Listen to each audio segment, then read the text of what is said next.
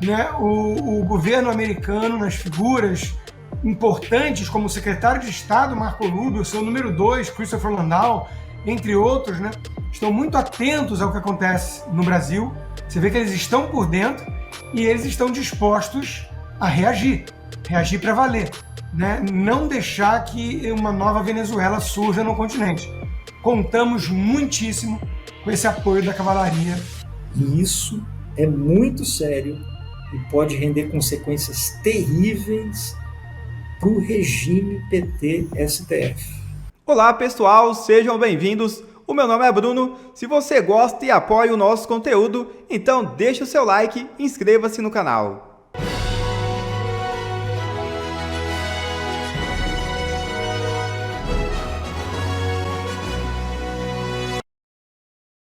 Gilmar celebra manifestação contra a anistia e recebe dura reprimenda de advogado de Trump.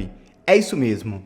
Embalado por inúmeros shows de artistas consagrados, o PT conseguiu levar às ruas um público um pouco maior do que de costume. Gente que foi mais pela diversão do que pela tal manifestação. Mesmo assim, o ministro Gilmar Mendes resolveu comentar sobre o assunto e celebrar os acontecimentos. Abre aspas.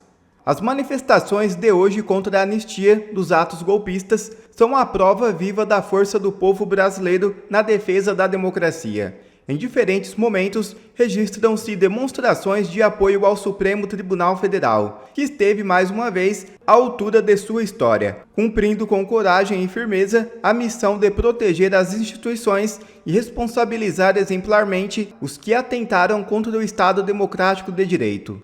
Graças à atuação vigilante do STF e à mobilização da sociedade, o Brasil reafirma que não há espaço para rupturas ou retrocessos.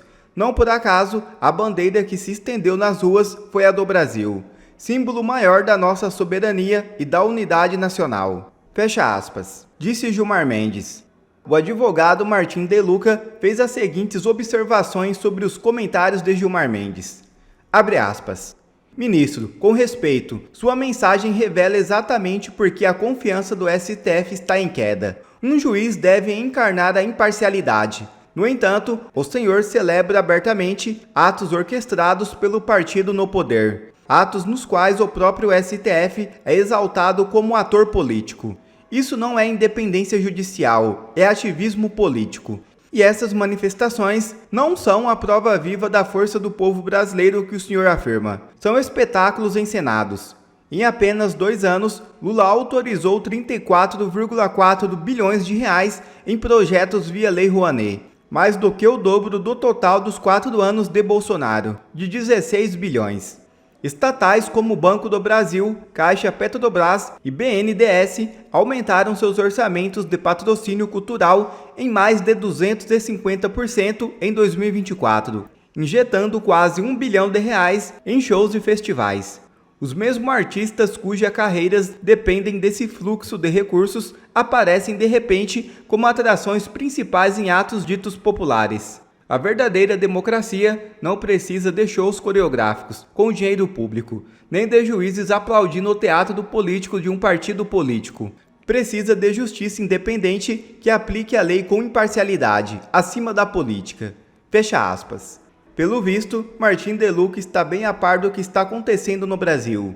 Uma verdadeira lição ao ministro Gilmar Mendes. Enquanto isso, Lula na chegada a Nova York tem a primeira surpresa desagradável.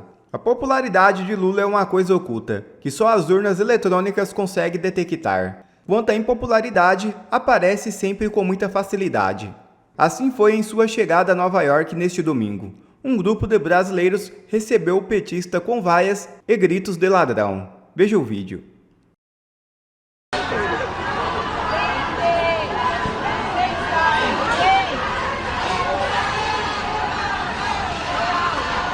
Presidente!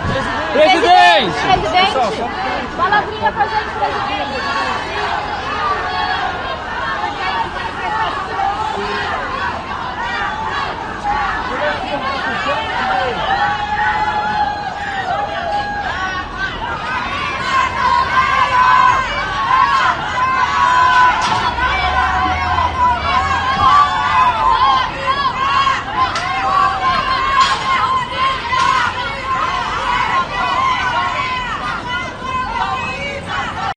Vamos lá, pauta número 4. O governo americano de olho no Lula na ONU. O secretário de Estado americano, Marco Rubio, prometeu novas sanções ao Brasil em resposta à condenação do ex-presidente Jair Bolsonaro pela primeira turma do Supremo Tribunal Federal. Segundo Rubio, o julgamento do Bolsonaro foi mais um capítulo de opressão judicial conduzido por juízes ativistas. The response there is that the rule of law is breaking down. You have these activist judge, one in particular, that not only has gone after Bolsonaro, by the way, he has tried to carry out extraterritorial claims against even American citizens or against someone posting online from within the United States, and has actually threatened to go even further in that regard. So there's going to be a U.S. response to that, and that's what we'll have some announcements in the next week or so about what additional steps we intend to take. But it's not, the trial is but one more chapter of a growing sort of judicial oppression campaign that has tried to reach American companies and even people operating out of the United States. Já pensou se vem, pomba americana aí contra a tirania no Brasil, justamente no momento em que o Lula está em Nova York para fazer o discurso de abertura da Assembleia Geral da ONU? E aí aproveito para citar aqui o superchat da Hilária Mitiga. Agora vamos para a ONU, cada mergulho um flash. Boa semana, abraços, obrigado, Hilária está sempre com a gente. Essa declaração do Rubio, então, foi feita dias antes da viagem do Lula a Nova York. Ele viajou hoje, domingo. Como disse, ele faz o discurso de abertura, tradicionalmente o discurso de abertura é feito pelo presidente do Brasil na terça-feira. E dessa vez a comitiva dele está bem pequena, todo mundo com medo de chegar aqui aos Estados Unidos e opa, não vai poder entrar não, tem que voltar. Então a comitiva já foi bem reduzida em comparação principalmente àquelas comitivas enormes, que o Lula sempre carregava para todo canto. O ministro da Saúde, Alexandre Padilha, por exemplo, ficou muito irritado porque os Estados Unidos liberaram a circulação dele num raio de 5 quarteirões entre o hotel e o prédio das Nações Unidas. Ele ficou muito chateado com isso, resolveu não ir. O Fernando Haddad também desistiu de acompanhar o Lula nessa. A Janja, ela não se intimidou, para variar. Ela chegou a Nova York na quarta-feira, 4 dias antes do marido, foi direto às compras. Ela esteve na loja japonesa de roupas casuais, muito boa até a loja, viu? Uniqlo. Estava acompanhada de 6 pessoas, sendo 4 seguranças, quer dizer, vejam a despesa que ela representa, mas ela está indo com um grupo que sempre vai antes das viagens do Lula, sim, mas olha o que ela carrega de assessora de segurança com ela, E vejam aqui, para a gente comentar nesse finzinho de programa, na quinta-feira ela teve, a Janja, uma importantíssima reunião. Se Briguet, Silvio ou Consta conseguirem me traduzir o que é tudo isso, mas a reunião foi sobre transversalização da conexão de gênero-clima para a COP30. Transversalização da conexão de gênero-clima. Depois ela participou do evento Balanço Ético Global. Depois ela vai ter uma conferência amanhã, segunda, ela tem uma conferência para solução pacífica na Palestina e ela tem um evento feminista. Na terça, a Janja participa das reuniões sobre o Fundo de Florestas Tropicais para Sempre e também sobre merenda escolar regenerativa para pessoas e o planeta. O último compromisso dela é na quarta-feira, uma reunião em defesa da democracia e, estranho, defesa da democracia, fizeram questão de barrar os Estados Unidos, maior democracia do mundo, e vai ter, nesta reunião em defesa da democracia, uma homenagem a um guerrilheiro, ao Pepe Mujica, que foi presidente do Uruguai e morreu este ano. A Janja, desde que o Lula voltou à presidência, já passou 145 dias fora do Brasil, visitou 35 países e consta, encerrando aqui a nossa última rodada, que bom que tem tudo isso, porque a Janja, puxa, o que seria do Brasil e do mundo sem a Janja, Lacombe, o nome desse painel que a Janja vai participar realmente é a coisa mais bizarra. Eu estava no Oeste Sem Filtro essa semana fazendo, quando a gente falou desse assunto, e ninguém soube dar um palpite sobre do que se trata, Mas a socióloga Janja vai trazer luz para o mundo todo sobre esses assuntos. Olha, tudo isso é uma palhaçada, tirando, claro, o Marco Rubio, que está falando muito sério, né? De novo, para ser bem breve aqui, passar já para o Silvio e para o Briguet, mas é o que nos enche de esperança, porque se depender só do que vem do Brasil, a gente desanima às vezes. Não podemos desanimar, não podemos perder a esperança jamais.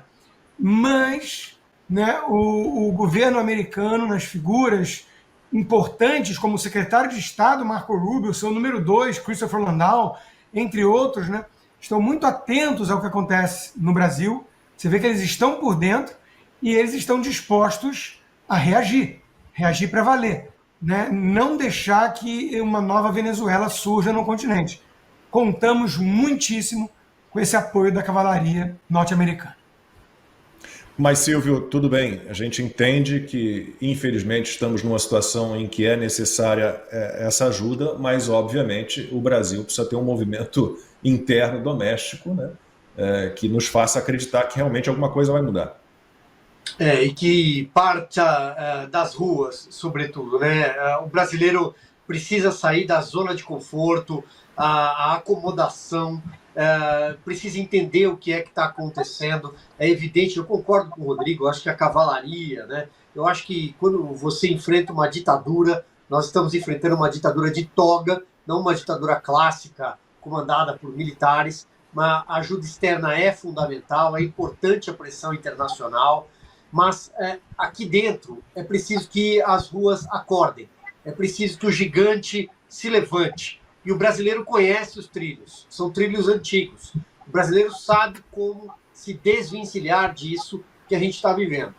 A eleição do ano que vem é uma eleição fundamental, uma eleição importante, mas falta um ano. Então é preciso acordar desde já. Lacombe, essa viagem aos Estados Unidos é um absurdo do ponto de vista da precursora Serajanja. O presidente Lula ir ao evento era algo esperado, faz parte do calendário. Ele vai falar ali aquilo que a gente já sabe, as platitudes todas. Resta saber se ele vai tentar embarcar algum discurso anti-Trump em solo americano, depois de ter mandado aquele recado pífio nas páginas do New York Times. Mas aí eu acho que se ele enveredar por alguns caminhos na fala dele, isso pode ter um efeito muito nocivo, pode ter uma repercussão, uma resposta americana. Mas o fato é que a Janja, como precursora, é mais um escárnio. O que ela foi fazer lá? Ela foi gastar o nosso dinheiro, o dinheiro dos pagadores de impostos. Se os gastos com cartões corporativos da presidência não fossem secretos, talvez saberíamos o que ela foi fazer. Ela foi fazer compra.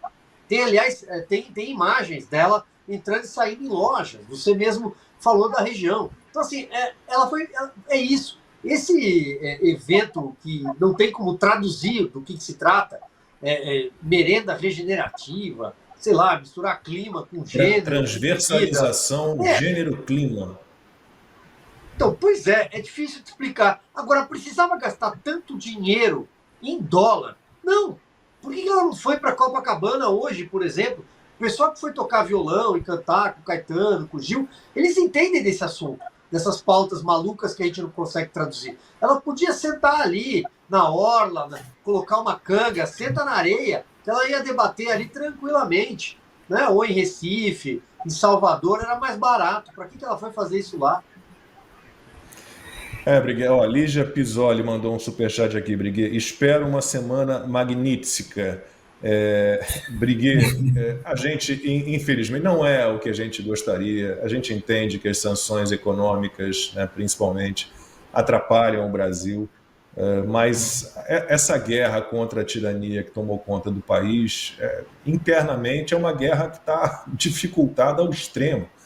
Então, a gente, infelizmente, depende deste movimento que vem de fora, que vem daqui dos Estados Unidos, né, onde Consta e eu estamos, mas a gente ainda aguarda, né, um milagre brasileiro, talvez um toque de magia, como você e eu colocamos hoje nas nossas crônicas, colunas da Gazeta. E o legal foi que a gente nem combinou, né, Lacombe? Não. A gente fez 2 crônicas no mesmo clima, a gente nem combinou, mas foi muito, muito bacana. Olha, esse título aí da palestra, ou do evento que a Janja vai participar, né? Me lembrou, sabe o quê? Vocês lembram, vocês devem lembrar, um personagem do Chico Anísio, chamado Zéuberto Zéu. O Zéuberto Zéu, ele imitava o Gilberto Gil, né, naturalmente. Mas aquelas falas do Gilberto Gil, uma vez eu fui no show do Gil, em São Paulo, me arrependi profundamente, porque era show de voz e violão só. Eu não estou brincando, o show durou umas 2 horas, ele falou 1h30, tinha meia hora de música só, o resto ele falou. E coisas incompreensíveis, como esse título aí do evento da Janja, entende? Transversalização do gênero. Cara, oi? Briguet, eu contei outro dia isso na timeline. O primeiro livro que eu tinha por princípio nunca abandonar um livro. Mesmo Sim. que eu não gostasse, eu falei, não, vou até o fim. Eu me esforçava e ia até o fim. O primeiro livro que eu abandonei foi aquele Outras Palavras, do Caetano Veloso, que é um tijolão desse tamanho.